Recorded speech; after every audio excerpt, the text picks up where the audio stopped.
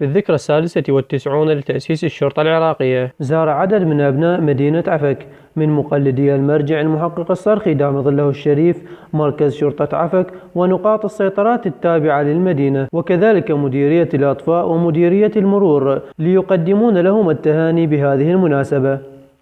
وقدم الوفد أحر التهاني والتبريكات إلى منتسبي مركز شرطة عفك متمنين لهم دوام الانتصارات، وأن يبعد عنهم وعن العراقيين جميعا كل مكروه، لأنهم العين الساهرة على حماية المدينة من المخربين.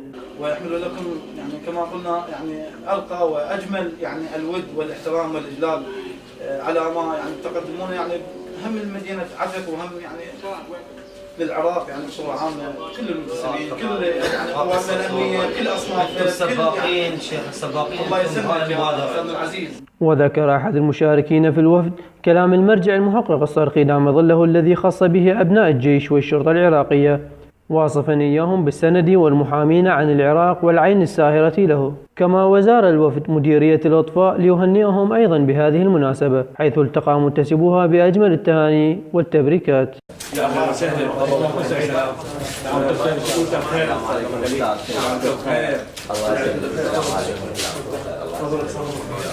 وكان ضمن برنامج زيارات الوفد زيارة كافة نقاط حماية المدينة المسماة بالسيطرات ليقدم لهم التهاني أيضا بهذه المناسبة.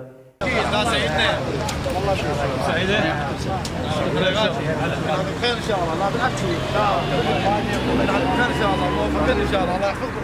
والله احنا نتشرف فيكم، نتشرف سيدنا والله، والسر معنوياتنا من سيدنا الله خير ان شاء الله. الله يسلمك، الله يحفظك. الله يحفظك، السلام عليكم. خير ان شاء الله، الله يحفظكم، الله يحفظكم ان شاء الله. سيدنا والله نعتز بكم، لا لا انتم ما تنسونا دائما سيدنا كل مناسبه. هاي مناسبه حبينا نوصلكم رعايتكم، الله يوصلكم، الله يسلمكم ان شاء الله. استاذنا العزيز، هذا العلم العراقي حبينا بهاي المناسبه ان نقدمه لكم. زين، حياكم الله سيدنا، الله يبارك فيكم، الله يحفظكم ان شاء الله. الله يحفظكم. وقدم الوفد وشاح العلم العراقي لكافة الضباط المتواجدين أثناء زيارة الدوائر التابعة لوزارة الداخلية، وكذلك تقديم الحلوى لهم بالإضافة للأعلام العراقية للمنتسبين تعبيرا عن حب الوطن الذي يجمع العراقيين جميعا، سائلين المولى في نهاية الزيارة أن يحفظ العراق جميعا ورجال الجيش والشرطة العراقية من تطاول أيادي الإرهاب التكفيري الداعشي.